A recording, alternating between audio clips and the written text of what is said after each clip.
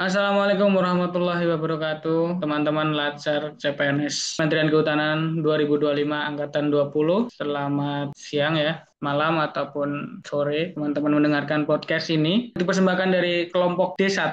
Mungkin Bapak-bapak mentor coach sedang menyaksikan, selamat menyaksikan. Nah, di sini kami akan membawakan persembahan tentang bagaimana kita memvisualisasikan bangsa kita yang sangat kaya ini dengan tema visualisasi bangsa yang dapat menggugah rasa cinta tanah air dan bangsa. Nah, di sini perkenalan dulu, nama saya Irfan Tegar Dwi Kurniawan dari penempatan BPDAS Berantas Sampean. Mohon izin untuk menuntun ya jalannya podcast pada kesempatan ini. Nah, di sini saya bersama keempat narasumber saya yang sangat berpengalaman tentang bagaimana sih wisata-wisata yang ada di tanah air ini dari ujung timur sampai ujung barat, dari utara ke selatan. Nah, silakan. Yang pertama dari Mbak Intan dulu ya. Di sini akan menjelaskan gimana sih Indonesia ini bisa dikatakan negara yang sangat kaya, sangat kita semua banggakan tentang sumber daya alamnya yang tidak bisa kita dapatkan di tempat lain. Oke, tidak kalah menarik, kita akan mendengarkan seksama tentang Pantai Trikora. Silakan Mbak Intan. Baik, terima kasih. Sebelumnya, terima kasih pada host yang telah memberikan saya kesempatan untuk menjadi narasumber pada hari ini. Perkenalkan, nama saya Intan Setiawan Putri dari BPK Wilayah 12 Tanjung Pinang. Kalau bicara tentang rasa bangga menjadi orang Indonesia, saya selalu teringat satu tempat yang sangat indah, yaitu Pantai Trikora di Pulau Bintan, Kepulauan Riau. Pantai Trikora ini merupakan salah satu destinasi wisata unggulan yang terletak di Pulau Bintan, Provinsi Kepulauan Riau, Indonesia. Pantai ini terkenal dengan keindahan alamnya yang masih alami, hamparan pasir putih yang lembut serta air laut berwarna hijau biru jernih yang memanjakan mata. Garis pantainya yang panjang sekitar 25 km terbentang di pesisir timur Pulau Bintan menjadikannya salah satu pantai terpanjang dan paling populer di wilayah tersebut. Nama Trikora sendiri konon itu berasal dari tiga korps atau Tri Komando Rakyat yang mengandung makna historis karena pada masa perjuangan pembebasan Irian Barat, pantai ini menjadi salah satu titik strategis dalam mendukung kegiatan militer dan semangat nasionalisme rakyat Indonesia. Selain keindahan alamnya, pantai Trikora juga memiliki pesona bawah laut yang menakjubkan. Wisatawan dapat menikmati kegiatan seperti berenang, memancing, atau sekedar bersantai di tepi pantai sambil menikmati semilir angin laut. Di sekitar pantai juga terdapat deretan batu granit besar yang menambah keunikan panorama alamnya. Sangat cocok untuk spot foto dan menikmati pemandangan matahari terbit. Kehidupan masyarakat sekitar Pantai Trikora sebagian besar berprofesi sebagai nelayan dan pengunjung dapat merasakan suasana kampung nelayan yang ramah serta menikmati kuliner laut segar khas Bintan. Dengan kombinasi antara nilai sejarah, keindahan alam, dan budaya lokal yang kental, Pantai Trikora bukan hanya sekedar tempat wisata, tetapi juga simbol kebanggaan bangsa Indonesia atas kekayaan alam dan semangat nasional yang terus hidup di setiap jengkal pastinya. Tapi tentu saja rasa bangga ini harus diiringi dengan rasa tanggung jawab. Kita tidak boleh hanya menikmati keindahan tanpa menjaga kelestariannya, karena alam yang indah tidak akan bertahan lama jika kita abai. Menjaga Pantai Trikora berarti menjaga warisan bangsa, menjaga masa depan Indonesia. Jadi teman-teman, mari kita mulai dari diri kita sendiri. Tunjukkan rasa cinta tanah air dengan langkah nyata.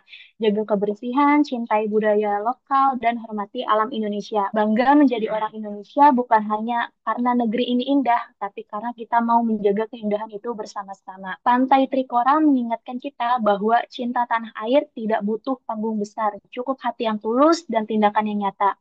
Mari kita jaga Pantai Trikora, jaga Indonesia, karena negeri ini bukan sekedar tempat kita tinggal, tapi warisan berharga yang harus kita rawat dengan sepenuh hati. Terima kasih. Oke, terima kasih, sangat luar biasa tadi pemaparan dari Mbak Intan ya. Yang kita narasumbernya tuh memang jago-jago di sini, memang warga lokal situ. Jadi kan, tapi kalimat yang paling keren yang bisa kita kutip ya, mulai dari diri kita sendiri ya. Karena kalau bukan diri kita, siapa yang mulai ini semua ya kan? Kita harus cinta tanah air, cinta warga lokal, budaya warga lokal. Kalau kita nggak mulai dari diri kita sendiri, semuanya akan hilang gitu kan. Tergantikan budaya-budaya lain yang mungkin bisa aja nggak selaras dengan budaya kita. Oke, kita lanjut lagi. di narasumber kedua kita. Tidak kalah menarik, kita terbang ke mana ini ya? Tanjung Pinang ya. Oke, kita langsung saja ke Mbak Lopita tentang keindahan alamnya di Lopita. Oke, silakan Mbak Lopita. Terima kasih sebelumnya kepada hostnya Mas Irfan telah memberikan saya waktu untuk menjelaskan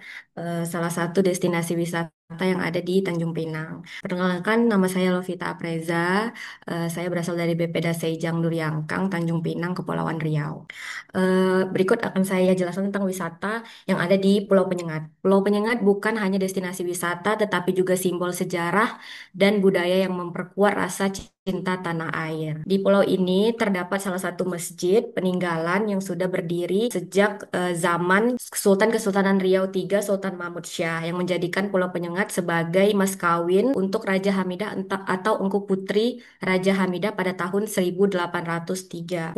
Masjid Raya Sultan Riau ini menggunakan campuran putih telur, pasir, dan kapur untuk merekatkan pembangunannya. Arsitekturnya terdiri dari 13 kubah, 4 menara yang di total ada 17 merupakan jumlah rakaat sholat dalam Muslim dan terdapat 13 tangga dan 5 pintu dan jendela. Selain dari Masjid Sultan ini juga terdapat Balai Adat Riau yang biasanya dipergunakan untuk kegiatan masyarakat Pulau Penyengat, mulai dari musyawarah hingga menjadi tempat penyelenggara hajatan pernikahan. Selain itu, selain Balai Adat Riau terdapat juga makam Raja Hamidah. Kompleks makam Engku Putri ini terdiri dari makam-makam para tokoh penting bersejarah Riau. Makam Engku Putri juga terdiri dari makam-makam lainnya seperti makam Mariam, Selir Sultan Mahmud. Dari sini di pulau ini lahir tokoh penting seperti Raja Ali Haji, pencetus bahasa Melayu sebagai dasar bahasa Indonesia, serta tempat berdirinya Masjid Raya Sultan Riau yang menjadi saksi kejayaan peradaban Melayu. Melalui kunjungan situs-situs bersejarah ini, Pulau Penyengat masyarakat dapat mengenal lebih dalam perjuangan nilai-nilai budaya dan warisan leluhur sehingga menumbuhkan kebanggaan dan rasa memiliki terhadap bangsa Indonesia itu sendiri. Saya berharap salah satu wisata yang ada di Tanjung Pinang, Kepulauan Riau ini menjadi salah satu destinasi wisata yang bisa meningkatkan kecintaan kita terhadap tanah air. Demikian informasi yang bisa dapat saya sampaikan. Saya kembalikan lagi ke Mas Irfan. Oke, terima kasih Mbak Lopita. Nah, ini Mas Kawin gitu kan, dari Iya, Pulau betul sekali, Melayu Mas di Tanjung Kawin. Pinang. Oke, sangat kita jadi Pulau Penyengat. Iya, betul. perjuangan para pendahulu kita ya sangat besar sekali gitu. Oke, kita lanjut ke Mbak Mauliza. Di sini juga di Pulau di Sumatera juga ya. Oke, langsung saja Mbak. Baik, terima kasih atas kesempatannya. Perkenalkan, nama saya Maulida Syamika Putri. Saya dari BPKH Wilayah 19 Pekanbaru. Nah, di sini kita lanjut ke Provinsi Jambi yang ada di jantung Pulau Sumatera. Daerah ini dikenal dengan keindahan alam yang masih alami dan budayanya yang kental. Nah, salah satu destinasi wisata yang wajib dikunjungi adalah Danau Kaco. Danau ini memiliki air sebening kaca, yang mana saking jernihnya dasar danau bisa terlihat jelas meski dalamnya sekitar 30 meter. Danau ini juga punya cerita unik, yang katanya saat bulan purnama, airnya bisa memantulkan cahaya biru yang menawan. Kemudian suasananya juga tenang, dikelilingi pepohonan yang tinggi dan udara sejuk khas pegunungan. Selain itu, tak jauh dari sana, kita juga bisa menemukan Danau Gunung Tujuh, di mana danau ini berada di ketinggian lebih dari 1.900 meter di atas permukaan laut. Dikelilingi oleh 7 puncak gunung yang menjulang, dengan pemandangan yang luar biasa. Udaranya yang segar, suara alam yang menenangkan, danau ini sering juga disebut sebagai danau di atas awan, dan menjadi simbol keindahan alami Indonesia yang harus kita jaga. Nah, selain pesona alamnya, Jambi juga punya kekayaan sejarah yang membanggakan, yaitu Candi Muara Jambi, yang adalah kompleks percandingan Buddha terbesar di Asia Tenggara, peninggalan masa kejayaan Sriwijaya dan Melayu kuno.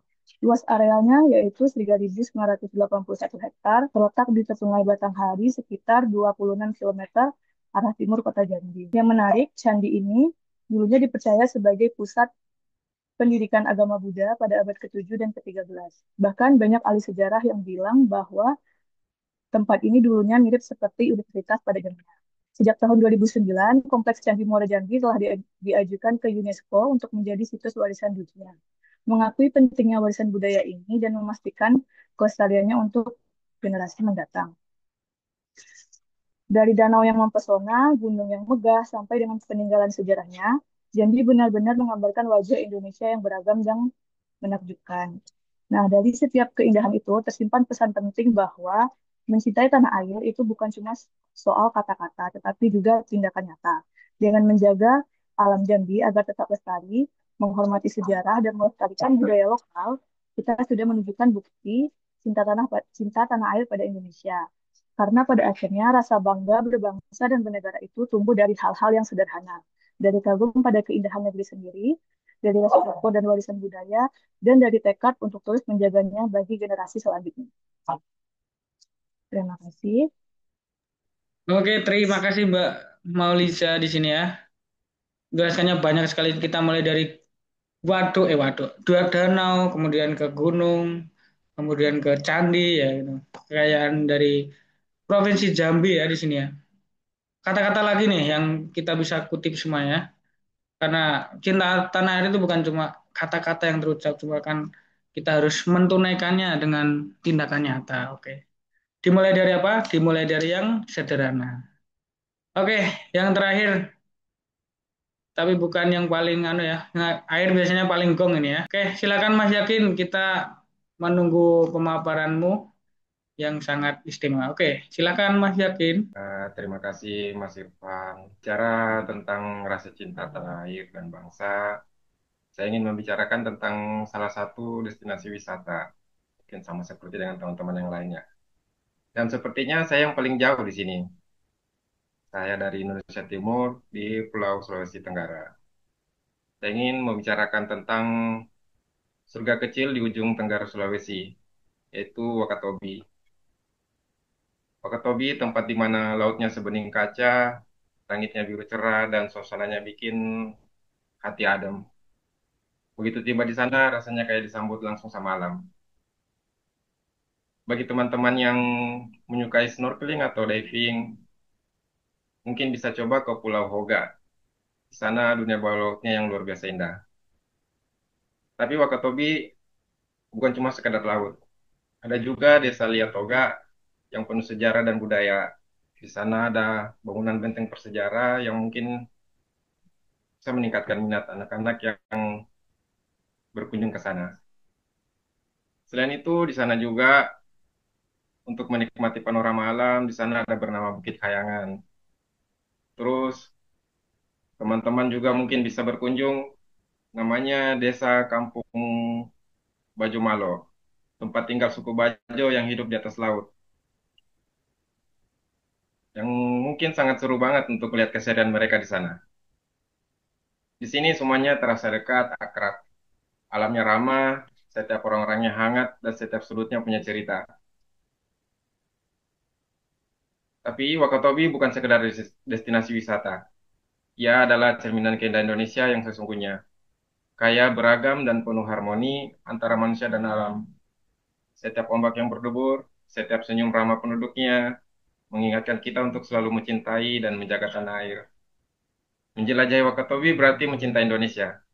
Dari biru lautnya hingga hangatnya persaudaraan.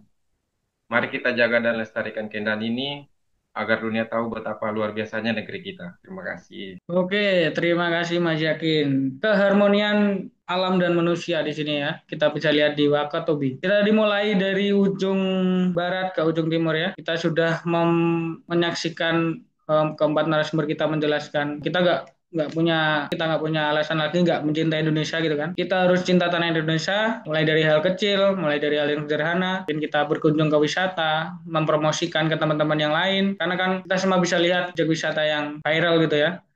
Tuh, kalau kita nggak menjaganya nanti dari awalnya indah, ke sini semakin banyak sampah, semakin banyak kerusakan yang dianu lah. Kita harus mulai dari hal-hal sederhana. Jadi mulai dari diri kita sendiri. Oke, di akhir sesi kita di podcast kali ini saya akan menanyakan nih ke semua teman-teman. Satu kata untuk kekayaan Indonesia dari Mbak Lopita apa nih? Mari kita jaga dan lestarikan kekayaan alam Indonesia untuk masa depan anak cucu yang lebih baik. Selanjutnya dari Mbak Mauliza, silakan. Keberlimpahan. Karena Indonesia sendiri kan kaya akan budayanya, potensinya. Siap, luar biasa. Langsung Mbak Intan. Pesona melukiskan keindahan alam dan budaya Indonesia yang memegah. Oke, istimewa. Terakhir, ini dari Mas Yakin. Silakan Mas Yakin satu kalimat untuk kekayaan Indonesia. Mari kita jaga dan lestarikan keindahan untuk anak cucu kita nanti. Oke, kita sudah berada di ujung acara kita. Mari kita sama-sama menjaga kekayaan kita. Kami dari kelompok D1 Angkatan 20 Latsar CPNS Kementerian Kehutanan 2025 mengucapkan Assalamualaikum warahmatullahi wabarakatuh. Jumpa lagi di kesempatan selanjutnya. Terima kasih.